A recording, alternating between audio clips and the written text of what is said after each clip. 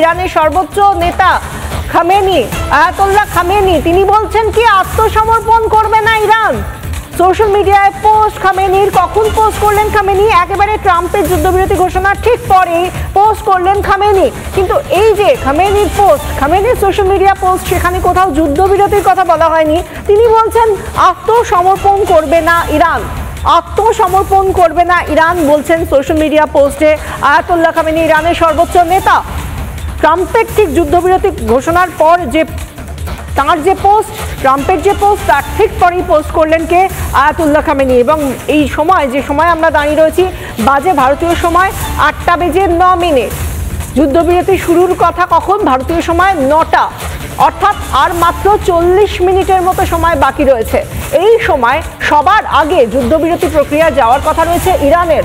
তার 12 ঘন্টা পরে ইসরায়েল তাকে অনুসরণ করবে, এমনটাই সোশ্যাল মিডিয়া পোস্টে লিখেছেন মার্কিন প্রেসিডেন্ট ডোনাল্ড ট্রাম্প। কিন্তু আদতে আয়াতুল্লাহ খামেনির দেশ, তারা কি এই পথে যাচ্ছে?